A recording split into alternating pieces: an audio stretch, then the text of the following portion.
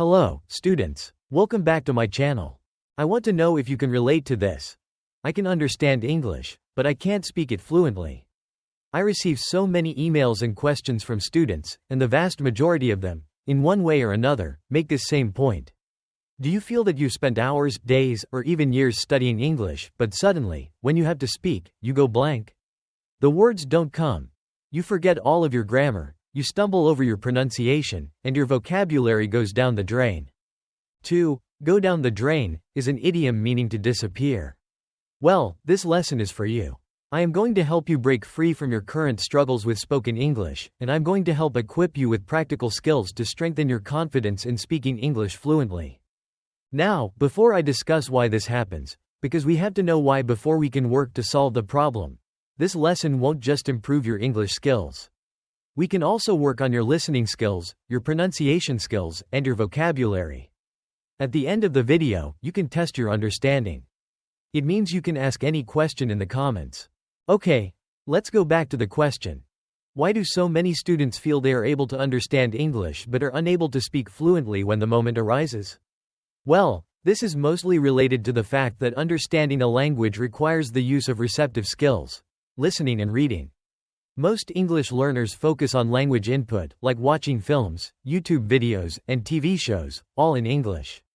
They listen to English-speaking podcasts and read books in English to immerse themselves in the language as much as possible. This is fantastic. Lots of us did, and don't stop doing it. It's a great way to build vocabulary and to gain a better overall understanding of how the language functions.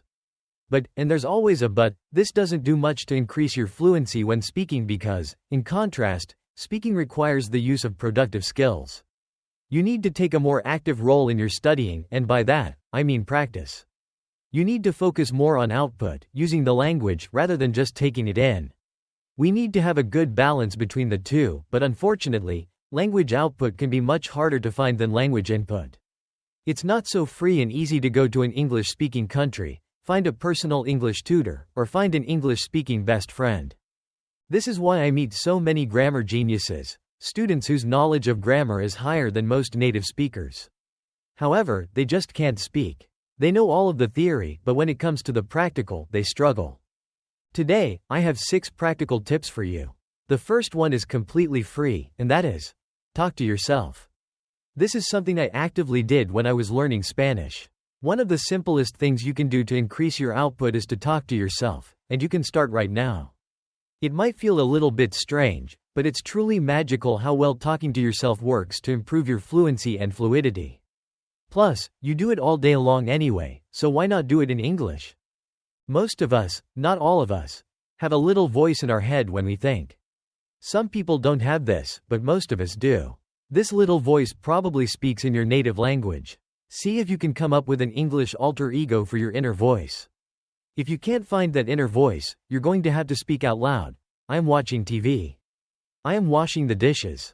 I am picking up the plate. I am scrubbing it with a sponge. I hope my husband brings home pizza for dinner. Now, I really recommend speaking out loud because you need to practice creating new sounds and feeling how words are formed in the mouth. But narrating in your head is a great way to start, and it's a good thing to do if lots of people are around you. This slight adjustment can help you significantly increase how much you use English during the day, and it's especially useful if you don't have anyone to practice speaking with and can't afford to hire someone. Now, I want to make a further addition to this point, and this is a way you can supercharge your vocabulary. No joke, I used it myself. This was one of my first videos on YouTube, actually, on how to drastically increase your vocabulary because it works. As you are narrating in your head or out loud everything you do in your day, watch out for when there is a specific word or phrase that you just don't know in English. Keep a vocab diary. I think back in the day, in my first video, like 7 or 8 years ago, I told people to write it down in an actual notebook. Nowadays, there are apps for that. You can use your Notes app, or you could program your smartwatch to take in your voice. For example, what if I'm walking down the street and I realize that I don't know the word for traffic light in Italian, the language I'm learning? I would do something like this because I love using my smartphone. First, I would ask Siri to write it in my notes. Hey Siri, write traffic light in my notes. Easy as that. Then I'll ask it to set a reminder at 6 p.m. for me to go through my new vocabulary. Hey Siri, set a reminder at 6 p.m. tonight to translate and review my new vocabulary. Okay, I've added it. Beautiful. So, tonight at 6 p.m., when I've got home, I'll get a reminder to go through the new vocabulary I've added today. I haven't had to type a single thing. It's been such low effort, but I know that every day I'll be expanding my vocabulary with the words around me that I'm actively noticing I do not know in English, or whichever language you're learning. After that, you need to practice using these words and sentences out loud. Okay, that's my free, super accessible way of increasing your English output. Now, let's move on to tip number 2. Talk to a tutor. This one is incredibly important. Why is talking to a tutor better than talking to yourself? Or talking to another English speaker? There are 3 things, in my opinion, that you can say to a tutor. How you would like the conversation to go, and you can reenact situations in which you felt you failed in the past. Maybe someone at a networking event asked you what you did for a living, and you stumbled over your words, got flustered, and just gave a really oversimplified version of what you do, a version that did you no justice. When you hire a one-on-one tutor, you can run through those exact situations so you never have to struggle like that again. The next 2 points are really important too. Corrections. You want someone who fully understands the English language and who can accurately correct you when you make mistakes. That might be your grammar, vocabulary, pronunciation, or, more importantly, whether you are speaking clearly and naturally. I don't recommend aiming for absolute perfection. Instead, you want everyone to understand what you're saying. Number 3. You're in a safe space with a tutor to request feedback and make mistakes. You're not going to be ridiculed, you're not going to feel embarrassed. A personal tutor is someone who experiences mistakes with English learners all the time. It's literally their job. Because of all that experience, they can give you targeted advice to make quick improvements. Now, let's think back to our school days. We all had a teacher that we didn't like. We didn't like them, they didn't like us, and we didn't get along. I had multiple teachers like that. Some of them absolutely should not have been teaching children when they so obviously hated children. So, for many students, the fear of finding the wrong tutor gets in the way of actually finding the right one. Because, unlike school, this is something that you are personally paying for. You're making an investment. So, to spend an hour with a teacher that you end up not liking, that's an expensive mistake. Now, here's where I think I've got a really good solution for you. In more ways than one, actually. Have you ever heard me mention Langua Talk before? This is a company that I like so much that I decided to become a part of it.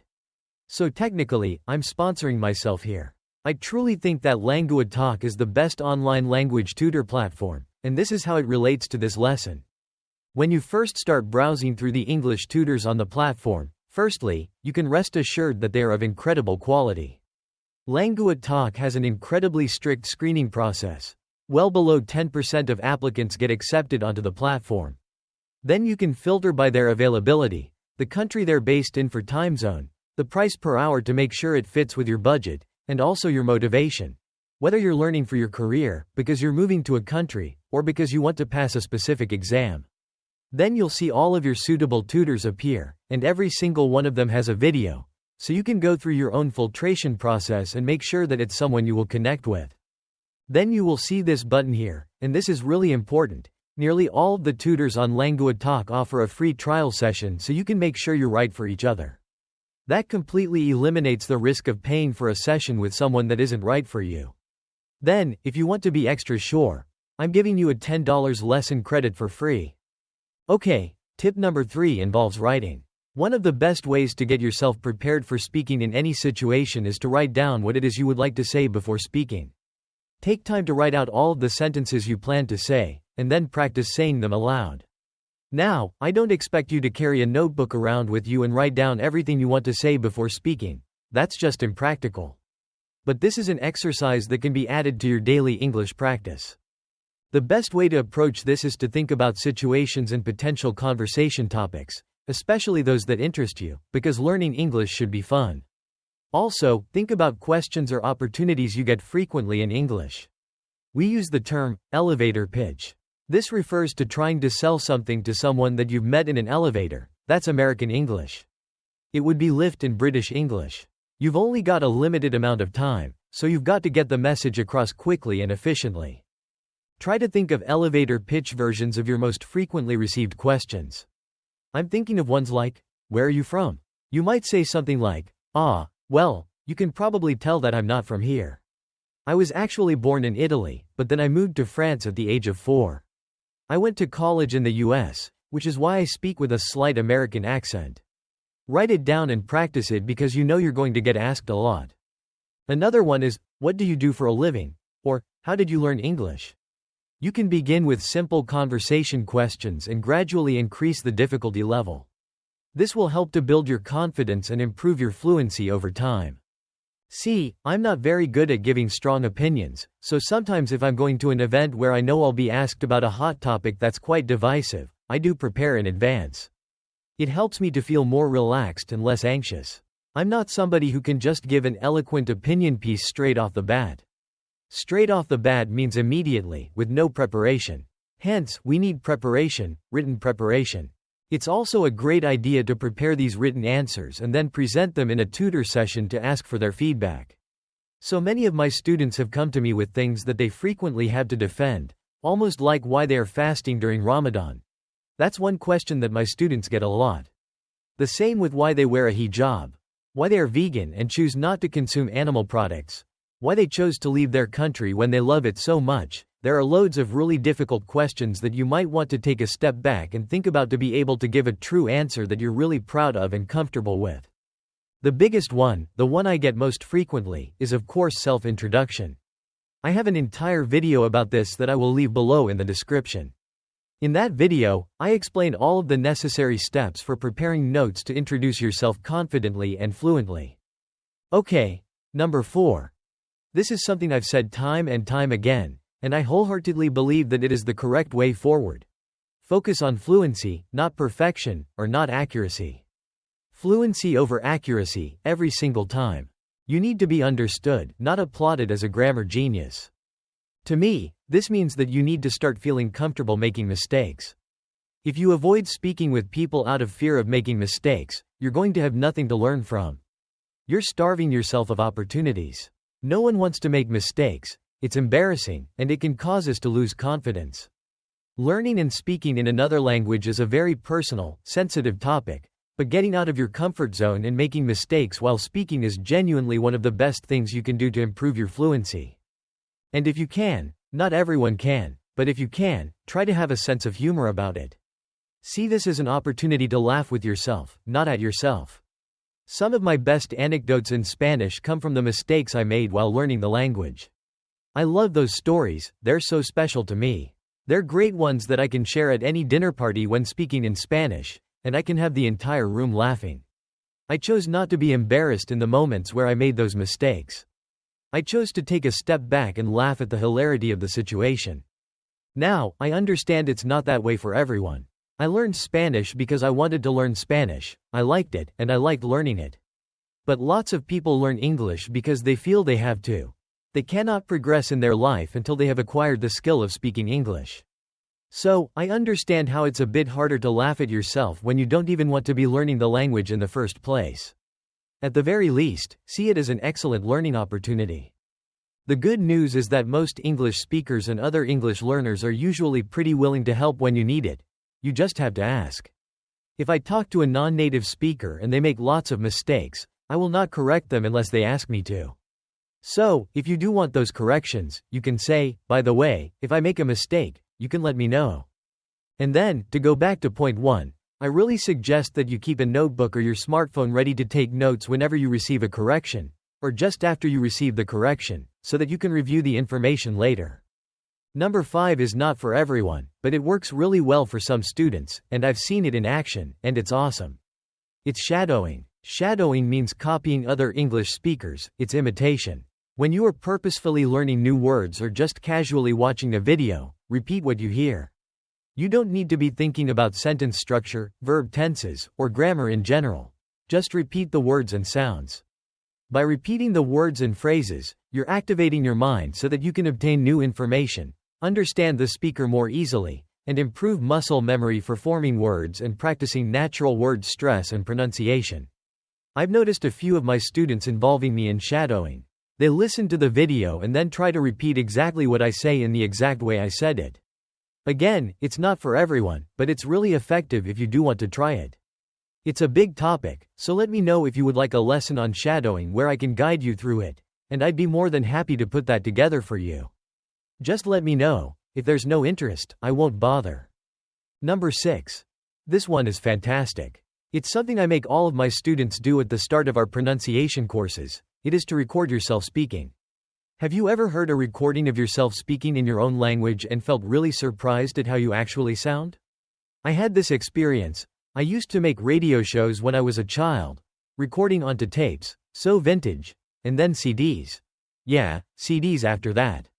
I was amazed at how different my voice sounded. I always thought I sounded much posher than I felt, and this disassociation with your own voice and the way you sound is really important when learning another language. I felt so embarrassed and cringed a lot at how formal and so British I sounded. But now, I feel really confident. I know exactly what I'm going to sound like. It's no surprise to me. I also sometimes review my videos and think, I was speaking a bit quickly there, or I was speaking far too quietly, or I mispronounced this word without realizing it. I really think it's important for you to record yourself so that, at the very least, you start to become comfortable with how you sound. Then you can also start noticing things that you can improve on. Additionally, it's a fantastic benchmark because where you are now is hopefully going to be the worst you'll ever be. Your English will only get better as you study more and more. Hopefully, in a year's time, you can play the recording that you'll surely take after this lesson and think, oh my word, bless me. I was trying so hard, but I've improved so much since then. In my pronunciation program, we invite the students to read a text featuring the majority of the sounds in English and the features we teach in the program. They record it, they can post it in the group or keep it privately, and then they record again at the end of the 12-week program to notice the difference. This is so important because sometimes you improve without realizing it. So, this is my little challenge to you, and it actually includes 3 steps. Write down your frequently asked questions, probably your self-introduction or what you do for a living. Record yourself reading it, save it somewhere where you know you'll be able to access it again, and then set yourself a reminder for 1 year from today. In 1 year's time, I'd like you to record that same text again and see how much you've improved. Then, will you promise me one thing? You will come back to this video in 1 year's time and let me know whether you noticed a difference. Okay, that is it for today's video. That was a long one. You can use it for your listening practice, very important for testing if you've truly retained what you've learned. I will see you soon for another lesson.